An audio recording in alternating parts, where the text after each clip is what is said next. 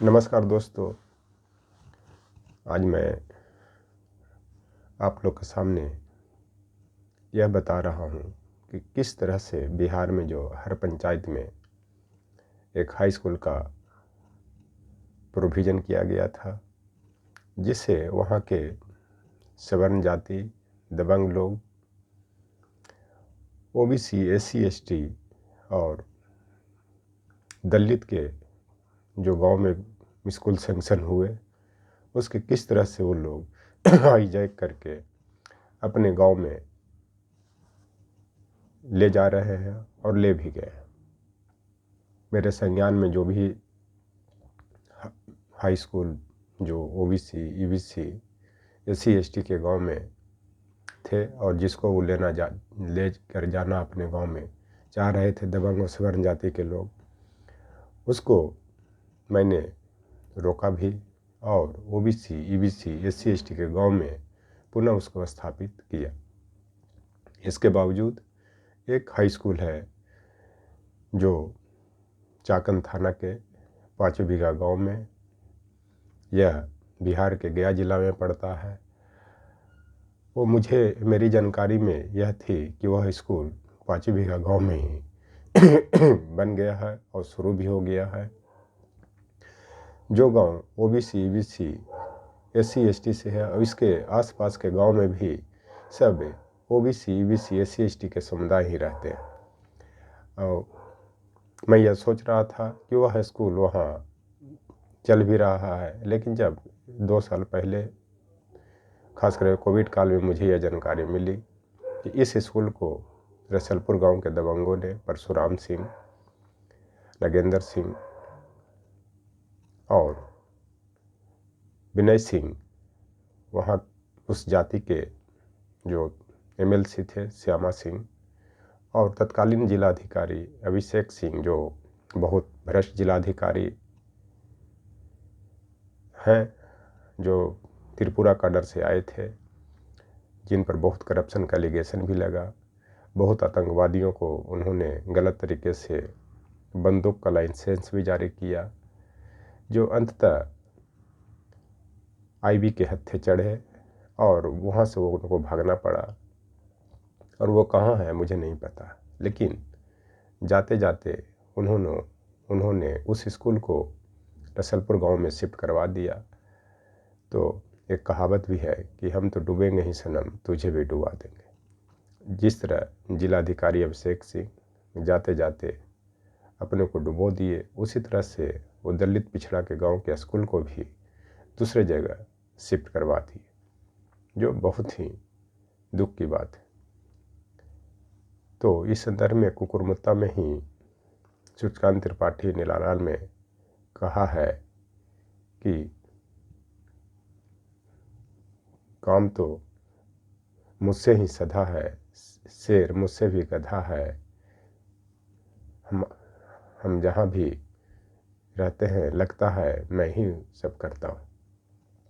इसका मतलब यह है कि जो भागीदारी ओबीसी, ईबीसी, एससी, एसटी का जो समाज में है वो किसी का नहीं है। क्योंकि शेर उससे भी गधा करने का मतलब है कि लोग दबंग तो बनते हैं और अपने को ताकतवर तो समझते हैं, लेकिन जो काम गधा कर सकता है वो शेर नहीं कर सकता।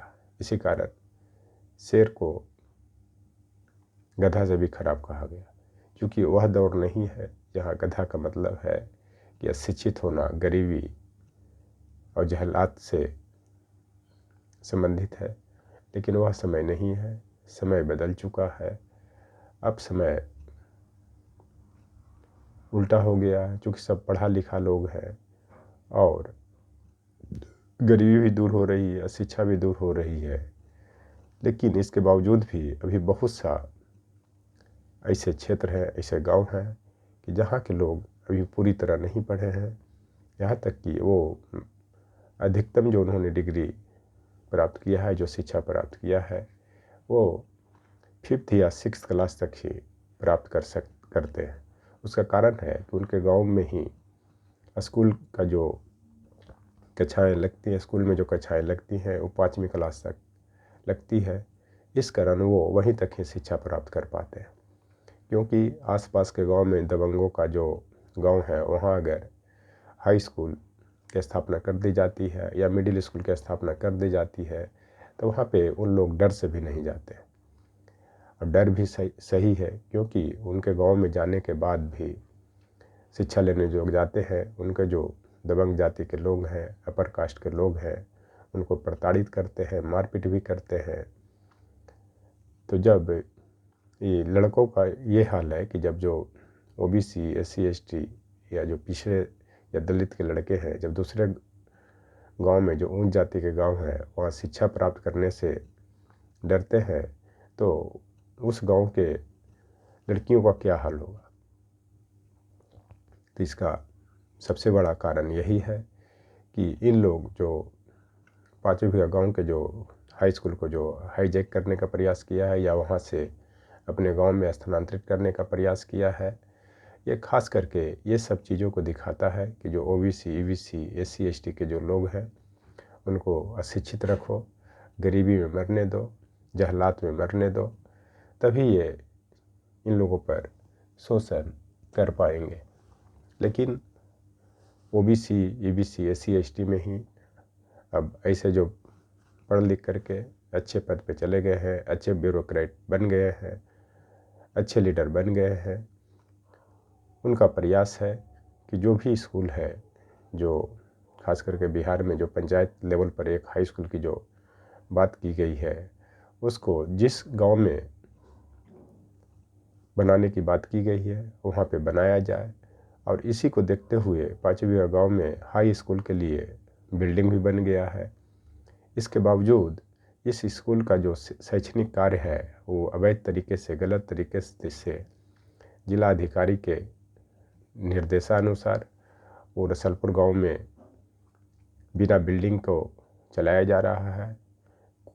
स्कूल का कोड भी अवैध तरीके से ले लिया गया है।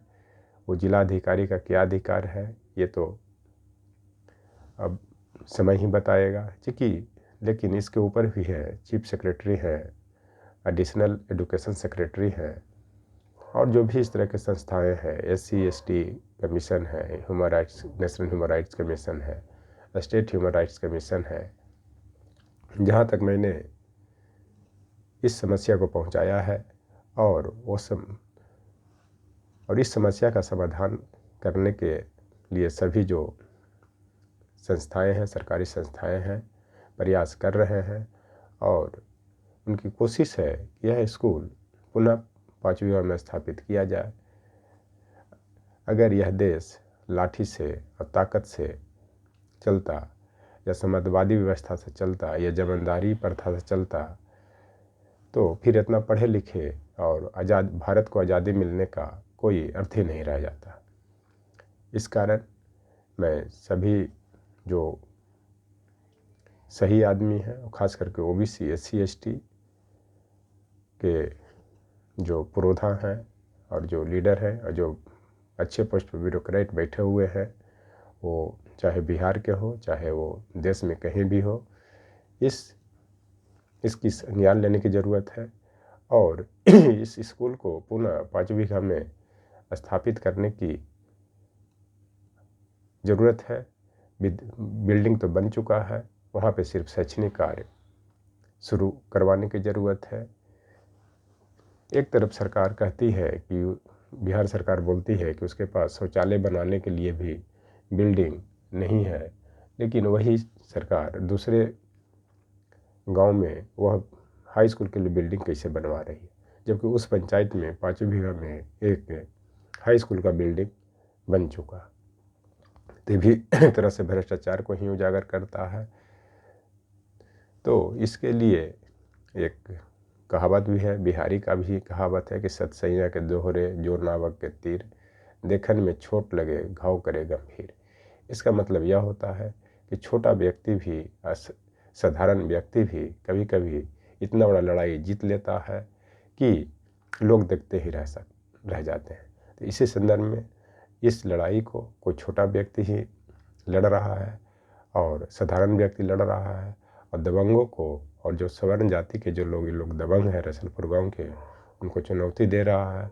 और इस छोटे से असाधारण व्यक्ति को जीत मिलेगी अगर ओबीसी, SC, ST, EBC के लोग अगर इनको साथ दे, इनकी लड़ाई लड़े। थैंक्स।